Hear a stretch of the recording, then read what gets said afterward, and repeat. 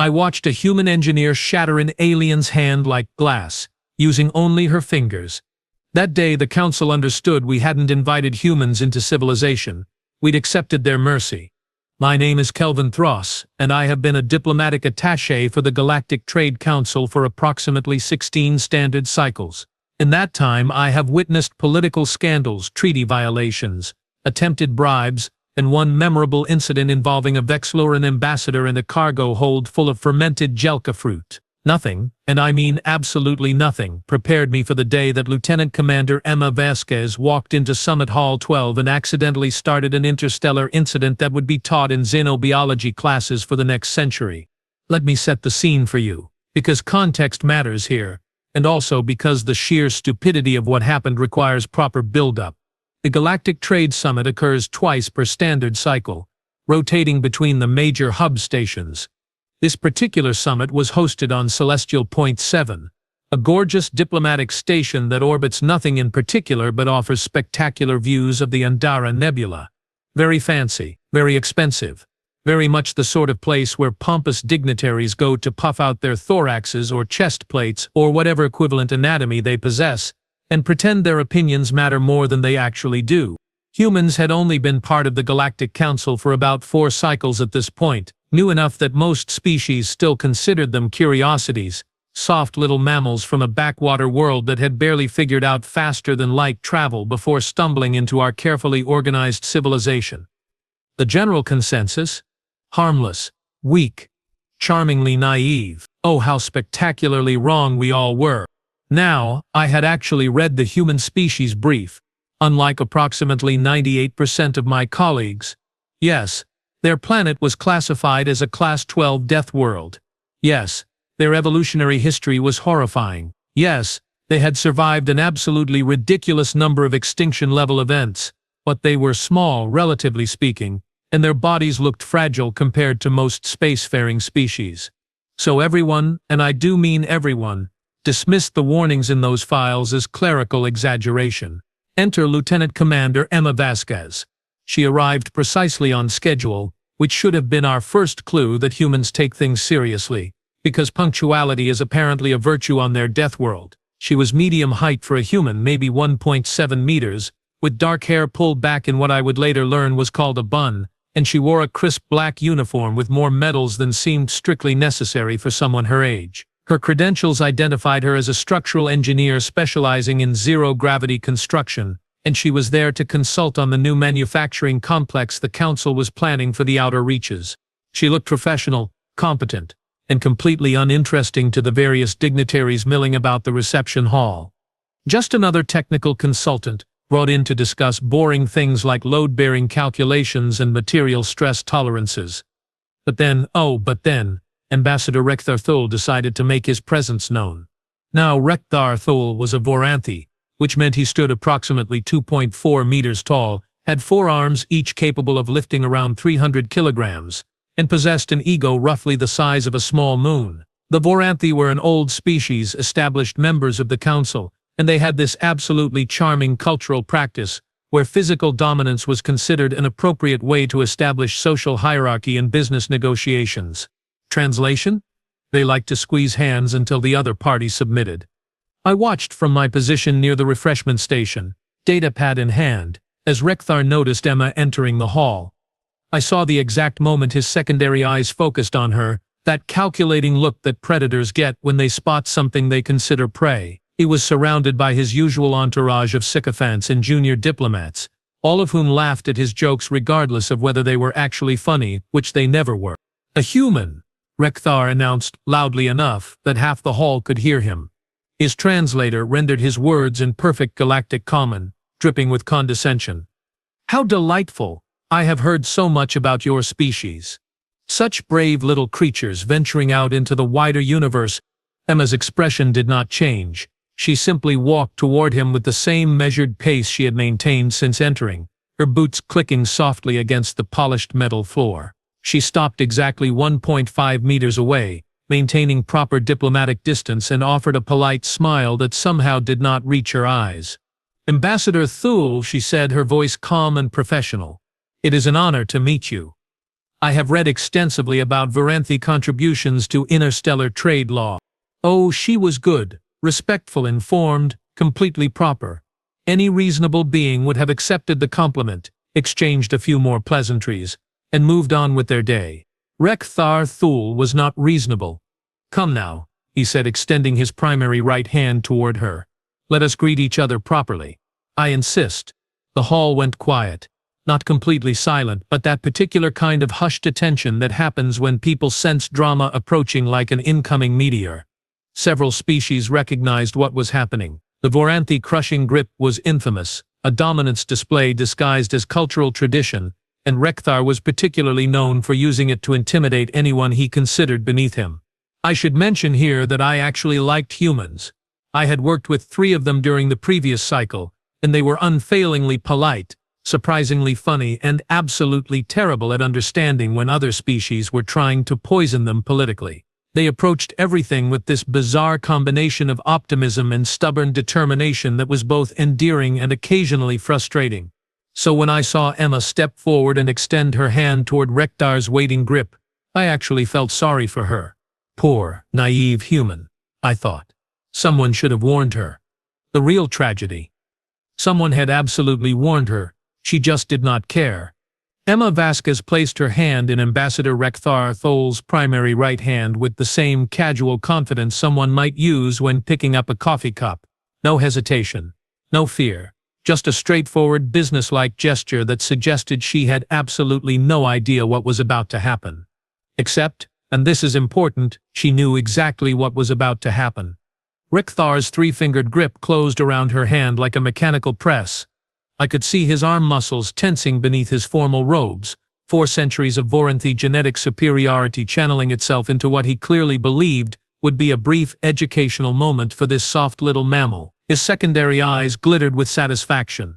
His entourage leaned in slightly, anticipating the inevitable moment when the human would gasp, or wince, or make some small sound of submission.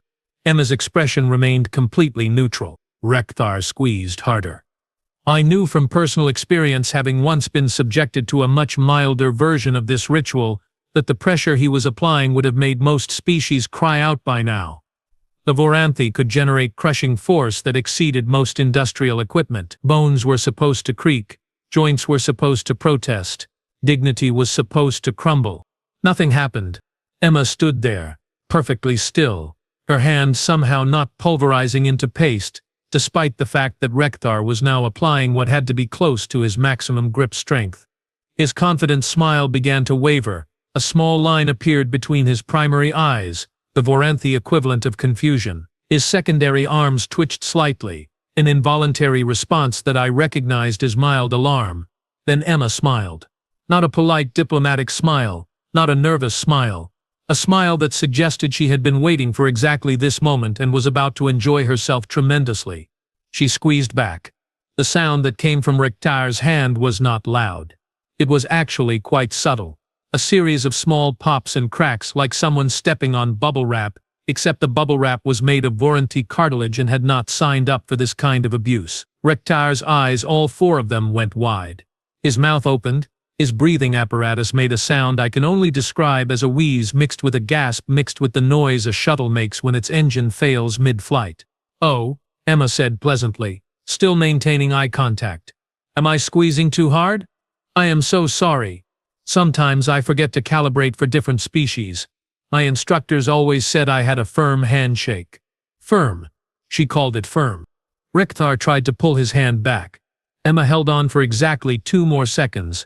Just long enough to make it absolutely clear that the release was happening on her terms, not his.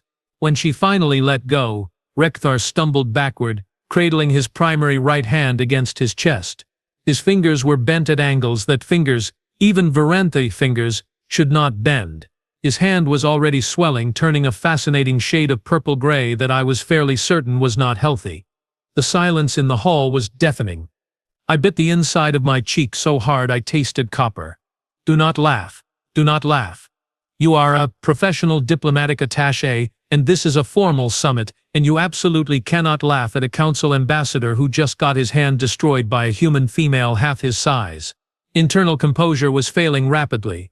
Rekthar made another sound. This one definitely closer to a whimper, and one of his junior diplomats rushed forward with a medical scanner.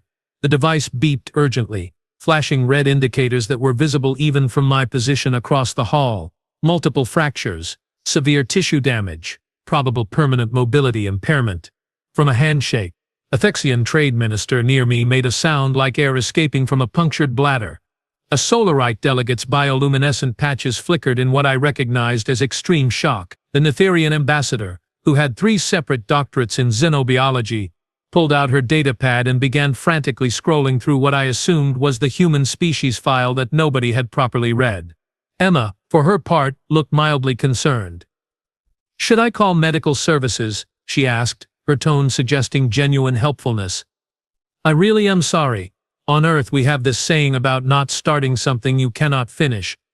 I assumed Ambassador Thule understood human grip strength parameters. She assumed. 2 medical technicians arrived with a hover stretcher, their antennae quivering with professional urgency. They scanned Rekthar's hand, exchanged what I could only interpret as horrified looks, and began applying some kind of stabilizing foam. Rekthar was making continuous soft moaning sounds now, his dignity having evacuated the premises about 30 seconds earlier. "We need to transport him to the medical bay immediately," one of the technicians said, his voice tight. "This is a Class 4 traumatic injury. Possibly Class 5. How did this happen?" The entire hall looked at Emma. She raised her hands slightly, palms up, in a gesture of innocence. "We shook hands," she said simply. The medical technician's facial tentacles went rigid. "You shook hands," he repeated slowly, as if trying to process information that his brain was actively rejecting. "Yes. And his hand looks like it was caught in a cargo compressor." "Well," Emma said thoughtfully, "I may have squeezed a little bit. You started it, though. I was just responding appropriately." Appropriately. The woman had just reduced a 2.4-meter-tall ambassador's hand into what resembled a bag of crushed gravel, and she called it appropriate. The medical team loaded Rekthar onto the stretcher. As they guided it toward the exit, he managed to lift his head slightly and stare at Emma with an expression that combined pain, shock, and what I was reasonably certain was existential terror. She gave him a small, friendly wave with the hand that had just destroyed his. After they left, the hall remained frozen for approximately 5 more seconds. Then junior attaché Mira Kelton, a Solarite who worked in my department, leaned over and whispered, "Did that actually just happen?" "Yes," I whispered back, still fighting the urge to laugh hysterically. "The human just broke a Varenthi ambassador." "Yes." With her hand. "Yes." Her bare hand. "Mira, if you say yes one more time, I am going to join you in this spiral of disbelief, and we both have reports to file."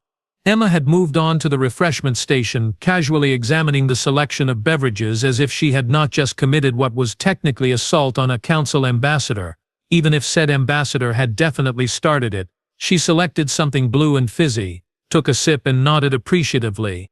A Crinarian security officer approached her cautiously, moving the way one might approach a dormant explosive. "Lieutenant Commander Vasquez, we need to take a statement regarding the incident." "Of course," Emma said cheerfully. "Happy to help. Should I wait here or come with you?"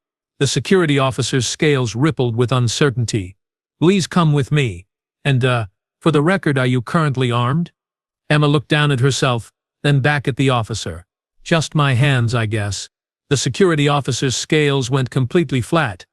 I finally had to excuse myself to the nearest washroom facility, where I spent 3 full minutes with my face pressed against the cool metal wall, shaking with suppressed laughter, while my career flashed before my eyes. Humans. Actual Deathworld monsters disguised as friendly, soft-looking diplomats. We were all going to die. 20 minutes after the incident, I found myself in conference room 7 with Emma Vasquez, 3 security officers, my supervisor Director Halls, and a very nervous-looking Galactic Council legal representative named Pix Terrence. Everyone except Emma looked like they had just witnessed their own mortality. Emma looked like she was waiting for a slightly boring staff meeting to begin. "Lieutenant Commander Vasquez," Pix began, his voice carefully controlled, "can you explain in your own words what occurred in Summit Hall 12? "Sure," Emma said, leaning back in her chair with the kind of relaxed posture that made everyone else in the room tense up. Ambassador Thule initiated a traditional Vorenthi greeting ritual designed to establish dominance through grip strength. I responded proportionally. He applied pressure. I applied pressure back. His skeletal structure could not handle the reciprocal force. That is pretty much it. Pix's mandibles clicked together nervously. You said you responded proportionally. Yes. And you consider reducing an ambassador's hand to what medical reports are describing as crushed gravel to be proportional? Emma frowned slightly, as if giving this serious thought. Well, yes. He tried to hurt me, so I demonstrated that I could not be hurt that way.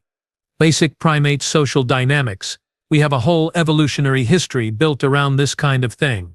Also, I went really easy on him. I could tell his bones were fragile. The room went completely silent.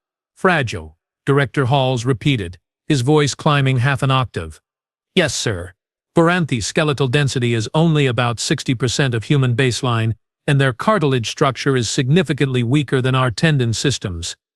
I calculated that his maximum grip strength was probably around 400 newtons, maybe 450 if he was really trying. I kept my response to about 600 newtons, which is roughly 40% of my comfortable maximum. Any more and I would have risked completely destroying the hand instead of just fracturing it. I watched Director Halsey's face go through several colors not normally found in our species' pigmentation range. 40%, he said weakly, of your comfortable maximum? Yes, sir. And your actual maximum would be? Emma tilted her head thoughtfully. I have not tested it recently, but probably somewhere around 1500 newtons? Maybe more if I really needed to. Earth gravity is 1.0 standard G, and I grew up in Colorado, which has higher altitude and required more cardiovascular adaptation, so my bone density is a bit above human average. Plus I do rock climbing as a hobby, so my grip strength is definitely on the higher end of the human spectrum. Rock climbing. She crushed an ambassador's hand and she considered it a moderate workout compared to her hobby. Pix was frantically scrolling through his data pad, his mandibles working overtime. The human species file, he muttered. Where is the section on physical capabilities? There has to be something here. I pulled out my own data pad, the one where I had actually bookmarked the relevant sections of the human documentation months ago, back when I thought being prepared was just good professional practice and not literal survival strategy. Page 47, I said quietly. Subsection on Death World adaptations. Pix found the page. His face went through an extraordinary journey of expressions as he read. Horror, disbelief, more horror, a touch of nausea, and finally resignation. Human skeletal structure is reinforced with calcium phosphate compounds at densities exceeding most spacefaring species by factors of 3 to 10, he read aloud. Muscular systems operate at efficiency levels comparable to industrial machinery. Grip strength averages between 300 to 700 newtons for standard adults, with trained individuals exceeding 1,000 newtons regularly. Keep reading, I said, because misery loves company. Humans evolved as pursuit predators on a high-gravity world with megafauna competitors. Their bodies are designed to sustain damage, deliver damage and continue functioning under conditions that would incapacitate most sapient species. Approach with caution during physical interactions. Director Halls put his head in his hands. Approach with caution. It says approach with caution. And we just let one of them walk into a diplomatic summit with no warnings, no briefings, no safety protocols. To be fair, I offered. She did not start it. She destroyed a council ambassador's hand. After he tried to crush hers first, Emma interjected helpfully, which, according to Galactic Legal Code Section 12, subsection 44, constitutes assault. I was acting in self-defense. Proportionally. That word again. Proportional. I was beginning to hate that word. Security Officer Threx, who had been silent up until now, cleared his throat. Lieutenant Commander, when you say you went easy on the ambassador, you mean you consciously held back? Yes. And you could have caused more damage? Oh, definitely. I could have removed his hand entirely if I wanted to. Clean separation at the wrist joint. Would have taken maybe 2 seconds of focused pressure. Everyone stared at her. But that would have been rude, she added, as if this clarification made everything better, and probably would have violated several diplomatic protocols. My commanding officer was very clear about not causing interstellar incidents. I thought breaking some bones was a reasonable compromise. Reasonable compromise. The phrase rattled around in my brain like a damaged stabilizer in a failing reactor. I thought back to all the times I had interacted with humans over the past cycles, the friendly handshakes I had exchanged, the casual shoulder pats, the times they had helped move equipment or carry supplies. Every single interaction had apparently been a carefully controlled exercise in restraint on their part, preventing them from accidentally pulverizing anyone around them. We had been walking around Death World predators, apex creatures wrapped in soft skin and friendly smiles, and we had somehow convinced ourselves they were harmless. Director Halls finally looked up. "Lieutenant Commander Vasquez, do all humans have this level of physical capability?" "Most of us, yes sir. Some are stronger, some are weaker, but we are all operating with the same basic Death World physiology. It is just normal for us." "Normal?" She called it normal. I looked down at my own hands, thin and delicate compared to the compact efficiency of Emma's, and had a sudden crystal-clear revelation about humanity's place in the Galactic Council. We had not invited them to join civilization. We had accepted their application to not crush us. News travels fast in diplomatic stations. News about a human female engineer hospitalizing a Varanthi ambassador with a handshake travels at approximately the speed of light squared. By the time Emma Vasquez was cleared of any wrongdoing, which took exactly 47 minutes, because security footage made it abundantly clear who had initiated the aggression, every single delegate at the Galactic Trade Summit knew exactly what had happened. Not just knew, but had watched the footage repeatedly, analyzed it frame by frame, and shared it with colleagues across 3 sectors. I spent the rest of that afternoon watching my fellow diplomats have collective existential crises. The Netherian ambassador, Dr. Kelsa Vrun, cornered me near the central atrium. Her bioluminescent patches were flickering in rapid, anxious patterns. "Kelvin, you work with humans regularly. Tell me honestly, are they all like that?" "Like what?" I asked, even though I knew exactly what she meant. "Capable of destroying limbs with casual physical contact." I thought about the 3 human engineers I had worked with during the station expansion project.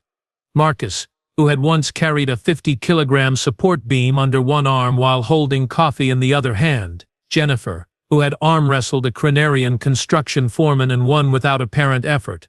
And David, who had accidentally broken a door handle just by turning it normally. "Yes," I said, "they are all like that." Kelsa's patches went completely dark for 3 seconds. "We invited predators into the council. We invited predators who really want to be friends into the council," I corrected, which is somehow more terrifying. Down the corridor, I could see a cluster of delegates gathered around someone's data pad, watching what I assumed was the footage again.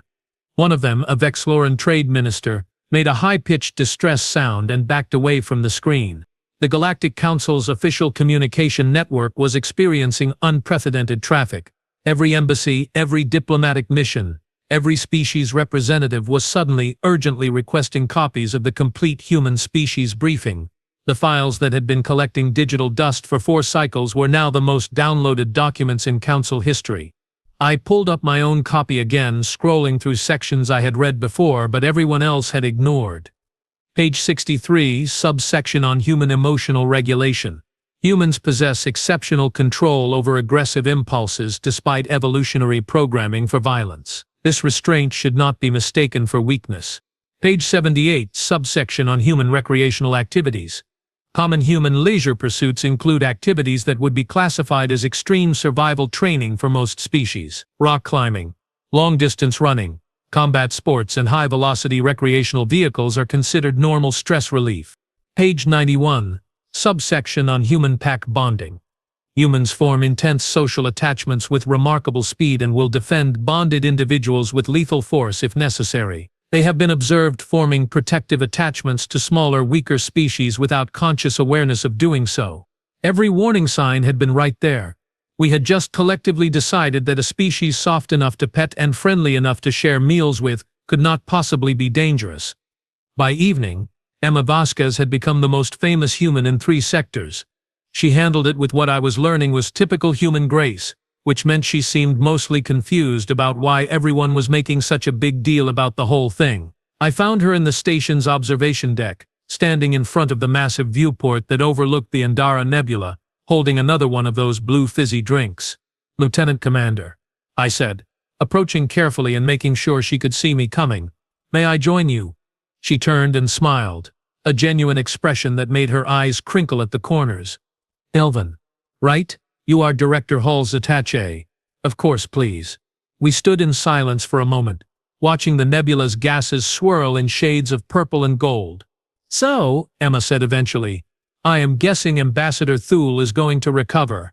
Medical reports say he will regain approximately 70% functionality in that hand after 3 months of regenerative therapy. The Voranthi Diplomatic Corps has issued a formal apology for his behavior. That is good. I really did not want to cause permanent damage." She paused. "Everyone has been acting weird around me all day, like I am going to explode or something." "You hospitalized a council ambassador," I pointed out. "He tried to crush my hand first." "Yes, but he failed. You succeeded. This is causing people to reevaluate certain assumptions." Emma took a sip of her drink, considering this. Assumptions about humans. Assumptions about humans being soft, weak, and harmless. Turns out we might have been catastrophically wrong on all 3 counts. She laughed. A warm sound that somehow made the situation feel less apocalyptic. "We are not trying to be scary, you know. Most humans are really nice. We just also happen to come from a planet that was actively trying to kill us for millions of years, so we evolved to be hard to kill. It is not personal." The fact that it is not personal somehow makes it more concerning.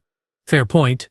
A Solarite delegate walked past us, saw Emma, and immediately changed direction so fast she nearly tripped over her own locomotion appendages. Emma watched her go with a bemused expression. "Okay, that is getting ridiculous," she said. "I shook someone's hand. I did not start a war." "You redefined what the Galactic Council considers dangerous," I said. "That is arguably more impactful than a war." By the next morning, the diplomatic approach to human delegations had shifted dramatically. Where before humans were treated with casual friendliness bordering on condescension, they were now greeted with careful respect and a notable increase in personal space. Handshakes were replaced with verbal greetings. Physical contact was avoided entirely unless initiated by the human first. The human delegation found this hilarious. I walked past a conference room where 3 human trade negotiators were taking bets on how long it would take for a Cranarian ambassador to work up the courage to sit at the same table with them. One of them, a tall man named Robert Chen, noticed me watching and grinned. "Kelvin, buddy, want in on the action?" "I have got 50 credits, says Ambassador Threxus will not come within 3 meters of us." "That seems like an unfair bet considering he is currently standing 5 meters away and sweating," I observed. Robert's grin widened. "Exactly. The afternoon session of the summit was supposed to cover trade route expansions, but instead turned into an impromptu education seminar on human capabilities." Emma had been asked, very politely, if she would be willing to give a brief presentation on human physical parameters so that other species could better understand what they were working with. She agreed, probably because she genuinely did not understand why everyone was so freaked out. Her presentation included footage of human athletes, which caused 3 delegates to faint, video of human soldiers training, which resulted in 2 species formally requesting increased human security personnel, and a casual demonstration of human grip strength using a dynamometer, which registered numbers that the Thexian equipment operator insisted had to be a calibration error until Emma did it 3 more times with identical results. "So, to summarize," Emma concluded, standing in front of a room full of terrified diplomats, "humans are just regular people who happen to be really sturdy. We are not trying to intimidate anyone. We just want to be good members of the Galactic Council and contribute positively to interstellar society." Someone in the back raised a tentacle. "And if we accidentally offend you?" Emma smiled. "Then we will probably just talk about it like reasonable adults. We are not monsters. We are just hard to break." The room remained silent. "That was supposed to be reassuring," Emma added. It was not reassuring. It was absolutely not reassuring. But it was honest, and somehow that made it worse. 3 weeks after what became known as the Handshake incident, I found myself sitting in the station's smaller observation lounge, reviewing diplomatic reports, and trying to pretend my entire worldview had not been fundamentally shattered by a single human female and her extremely effective grip strength. Ambassador Rekthar Thule had recovered mostly. The medical reports indicated 73% functionality in his primary right hand, which was actually better than initial projections. He had also, very quietly, retired from diplomatic service. Officially, the reason given was a desire to pursue personal interests. Unofficially, everyone knew he could not face the humiliation of being destroyed by someone half his size who had not even been trying particularly hard. The Varanthi Diplomatic Corps had issued not one but 3 formal apologies. They had also, and this part was my favorite, added a mandatory section to their cultural sensitivity training about respecting the physical capabilities of Deathworld species. The irony was so thick you could cut it with a plasma torch. Humans, meanwhile, had become the most sought-after security consultants, bodyguards and protection specialists in 3 sectors. Apparently, once you get past the existential terror of realizing they could break you in half without effort, the idea of having one of them on your side becomes extremely appealing. Human mercenary contracts had increased by 400%. Human diplomatic security personnel were now the gold standard. The Galactic Council had formally updated its species interaction guidelines. Section 47, paragraph 12, now read: when engaging with human representatives, maintain awareness that their baseline physical capabilities exceed most species combat-trained soldiers. This is normal for them. Do not comment on it unless you wish to make them uncomfortable. I was reading through the latest updates when Emma Vasquez walked into the lounge carrying 2 steaming cups and wearing civilian clothes, dark pants and a gray shirt with some kind of logo I did not recognize. "Kelvin," she said cheerfully, "I thought I might find you here. I brought coffee. Well, one is coffee for me, the other is Thexian spiced tea for you, because I asked around and apparently that is your preferred beverage." She set the cup down in front of me with careful gentleness, and I found myself noting how precisely she controlled her movements, the same way you might handle fragile antique glass. "Thank you," I said, genuinely surprised. "You did not have to do that." "I wanted to," she said, settling into the chair across from me. "You were nice to me during the whole investigation thing. Most people have been acting like I am a bomb that might go off randomly. To be fair, from a certain perspective, you are." Emma laughed. "Okay, that is fair. But still, I appreciate you treating me like a normal person." She took a sip of her coffee, and I noticed the way her fingers wrapped around the cup, strong and capable and absolutely able to crush the ceramic container into powder if she wanted to. She did not, of course, because humans apparently spent every moment of their lives carefully calibrating their strength to avoid destroying everything they touched. "How do you do it?" I asked suddenly. "Do what?" "Lev, like that. Constantly controlling your strength, monitoring every interaction, making sure you don't accidentally hurt someone. It must be exhausting." Emma considered this, her head tilted slightly. "Honestly, we do not really think about it. It is just how we are raised. Human children learn really young how to be gentle with things, how to pet animals without hurting them, how to hug without squeezing too hard, how to shake hands without breaking fingers. It is just part of growing up human. But you could hurt people so easily. So could anyone, technically. Humans just have a higher baseline for what counts as easy." She took another sip of coffee. "You know what is funny? Humans are actually terrified of hurting others accidentally. We have whole social anxiety disorders built around the fear of causing harm through carelessness.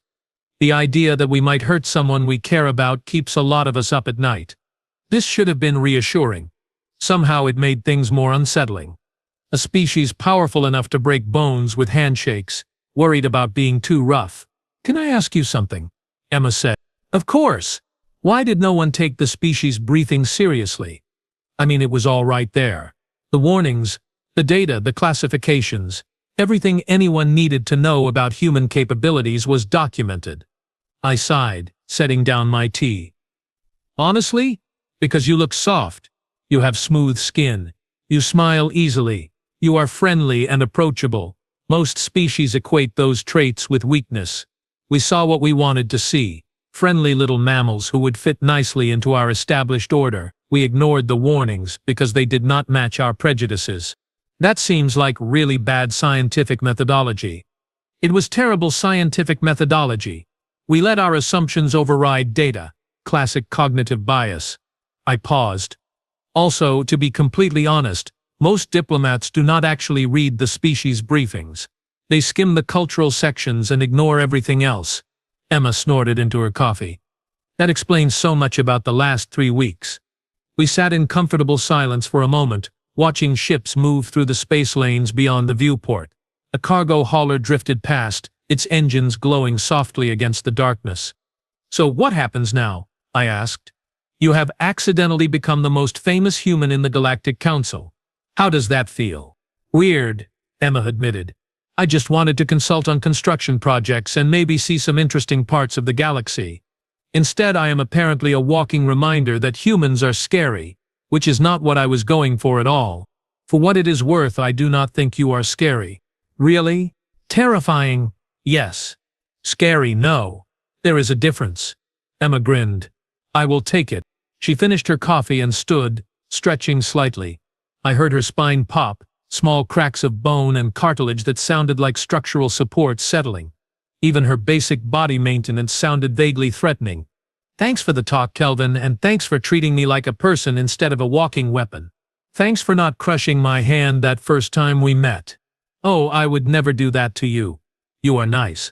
Plus, you actually read the species briefing, which automatically puts you in my good books."